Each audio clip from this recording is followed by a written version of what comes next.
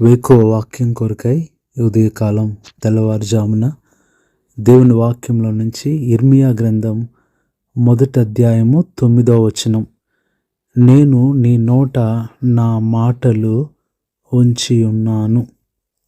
నేను నీ నోట నా మాటలు ఉంచి ఉన్నాను. ప్రభువు ఇర్మియాతో చెప్పుచున్న ఈ మాట దేవుడు నీతో కూడా చెప్తున్నాడు. ఇర్మియా చిన్నవాడిగా బాలుడిగా ఉంటూ నేను ప్రజలందరితో ఎలా మాట్లాడగలను ప్రభువా, ఎలాగ నేను వారికి సమాధానం ఇవ్వాలి అని చెప్తూ భయపడుతున్న సమయంలో దేవుడు ఈ మాట చెప్తున్నాడు. ఈరోజు నువ్వు కూడా ఇలాంటి భయంలోనే ఉన్నావేమో. నాకు జ్ఞానం లేదు, ఎలా మాట్లాడగలను, నాకు తెలివి లేదు, నేను ఎలా మాట్లాడగలను, నాకు ధైర్యం లేదు, ఎలా మాట్లాడగలనని అనేక విషయాల గురించి భయపడి చింతిస్తున్నావేమో. ప్రియ సహోదరుడా, సహోదరి, నీ సందర్భానికి, నీ జీవితానికి సరిపోయిన ఆ సమయానికి కావలసిన మాటలు దేవుడే అందిస్తాడు. నీకు తెలియకుండానే నువ్వు మాట్లాడతావు. నీకు తెలియకుండానే నువ్వు ఆ మాటలు పలకగలుగుతావు. ఎందుకంటే ఆ సమయంలోనే దేవుడు నీకు మాటలు ఇస్తాడు. కాబట్టి ఈ దినాన భయపడవద్దు. ఒకవేళ నీ ఉద్యోగ విషయమైన మాటలేమో, నీ యొక్క వివాహ విషయమైన మాటలేమో, నీ కుటుంబము, నీ భవిష్యత్తు, ఒకవేళ నీ చదువు గురించిన మాటల గురించి ఎలా మాట్లాడాలి అని భయపడుతున్నావేమో, అధికారులతో ఎలా మాట్లాడాలి, పెద్దవాళ్ళతో ఎలా మాట్లాడాలి, ఈ పరిస్థితులు నేను ఎట్లా ఎదుర్కోవాలి, ఏ మాట చెప్పాలి అని నువ్వు భయపడుతూ ఉన్నావేమో.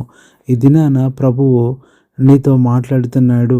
నీ మాటలు కాదు, నా మాటలే నీ నోట ఉంచి ఉన్నాను.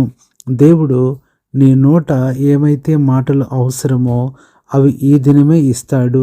దేవుడు మనకిచ్చే మాటలు, మన నోటికి ఇచ్చే 7 మాటలు 7 సందర్భాల్లో మనకు అవసరమవుతాయి.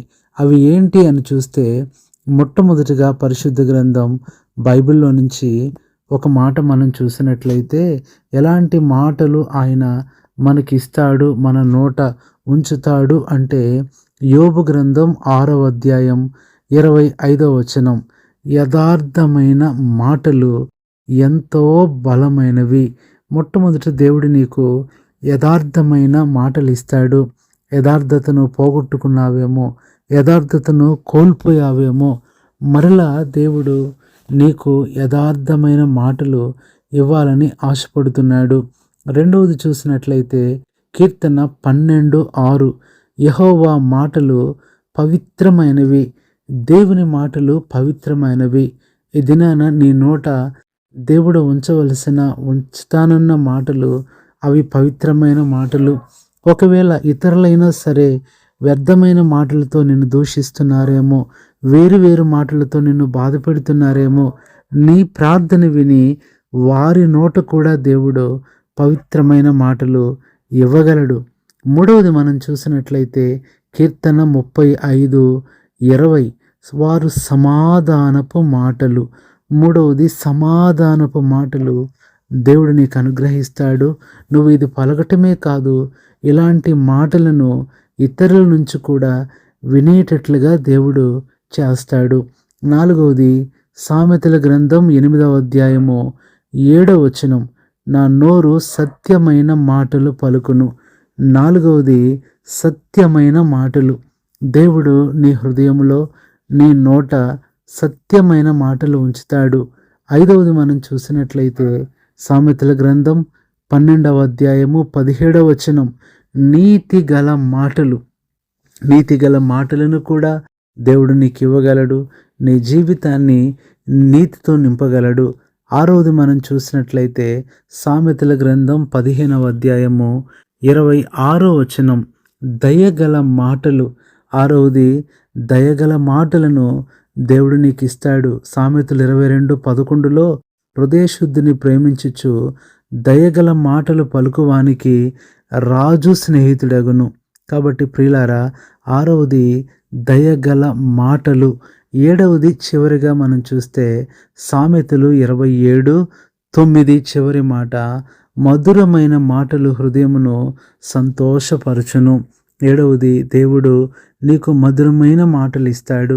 ఈరోజు ఎలా మాట్లాడాలి, నాకు మాటలే రావు, మాట సరిగ్గా నేను మాట్లాడలేకపోతున్నానని నువ్వు దిగులు పడుతున్నావేమో.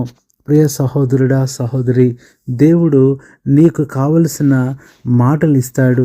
కాబట్టి నువ్వు దిగులు పడొద్దు. ఈ దినాన ఇవన్నీ కూడా నీ మాటలు కాదు, దేవుడే తన మాటల్ని నీకు ఇవ్వాలనుకుంటున్నాడు.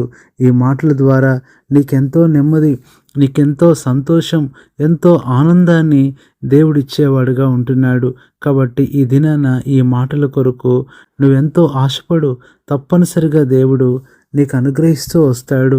అందుకనే ప్రభు అన్నాడు, నీ నోరు తెరువుము, నేను దాన్ని బాగా నింపెదనని. సామెతల గ్రంథం 31:8 కూడా నీ నోరు తెరువుము అంటున్నాడు. నోరు తెరిచినప్పుడు దేవుడు దాన్ని నింపేటట్లుగా ఉంటున్నాడు. కాబట్టి దేవుడు నీ నోరు నింపాలి అంటే కీర్తన 81:10 కూడా నీ నోరు బాగా తెరువుము, నేను దాన్ని నింపెదను అంటున్నాడు. కాబట్టి దేవుడు తప్పనిసరిగా నీ నోటిని తన మాటలతో నింపుతాడు.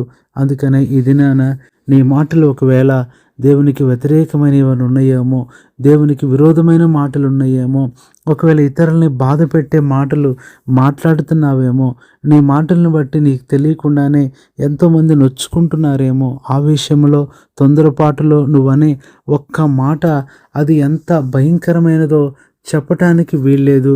కొన్నిసార్లు నీ మాటలు ఇతరులకు ఎంతో ఇబ్బందిగా, ఎంతో బాధ పెట్టేగా ఉంటున్నాయేమో.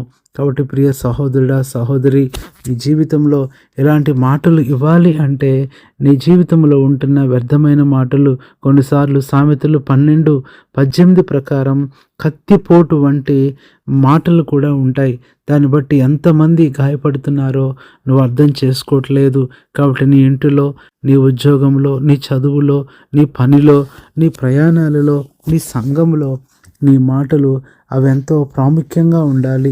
కాబట్టి ప్రియ సహోదరుడా, ఈ ఉదయకాలము దేవుడు అంటున్నాడు, నీ మాటలు కనుక నువ్వు మార్చుకోగలిగితే నేను నీకు నా మాటలు ఇస్తానంటున్నాడు. కాబట్టి దేవుని మాటలు ఇవ్వాలంటే నువ్వు ఎంతగానో ప్రభువుకు నమ్మకంగా ఉండాలి, ఆయనను స్తుతించాలి. అందుకనే హోషేయ 14:2 మాటలు సిద్ధపరచుకొని యెహోవా యొద్దకు తిరుగుడి అంటున్నాడు. కాబట్టి ఈ మాటలన్నీ దేవుడు నీకు అనుగ్రహిస్తాడు. ఎవరితో ఎలా మాట్లాడాలో నీకు కావలసిన జ్ఞానము ఆయనే ఇస్తాడు. దిగులు పడొద్దు, భయపడొద్దు. నీకంటే ముందుగా ఆయన వెళ్ళి నీ పరిస్థితులకు తగ్గట్టు ఆయన మాట్లాడతాడు.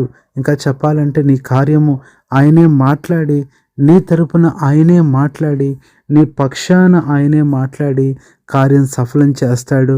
దిగులు పడొద్దు. మనుషులు ఎవరు నీ పక్షాన మాట్లాడటానికి ఇష్టపడరు, నీకు సపోర్టుగా మాట్లాడటానికి ఇష్టపడరు. కానీ ప్రభువే నీతో మాట్లాడతాడు, నీ పక్షాన మాట్లాడతాడు. కాబట్టి ఉదయకాలం ప్రభువు నీకు తన మాటలు ఇవ్వాలని ఆశపడుతుండగా నువ్వు కూడా విశ్వాసంతో, నమ్మకంతో ఉండు. తప్పనిసరిగా దేవుడు ఈ దినము ఆ వాగ్దానం నీ జీవితంలో కూడా నెరవేర్చి నీ నోట ఆయన మాటలు ఉంచి నిన్ను దీవిస్తాడు. అలాంటి కృప దేవుడు మీకు దయచేయునుగాక. పరిశుద్ధుడైన తండ్రి, ప్రభువైన యేసుక్రీస్తు నామంలో వందనాలు, స్తోత్రాలు చెల్లించుకుంటున్నాం.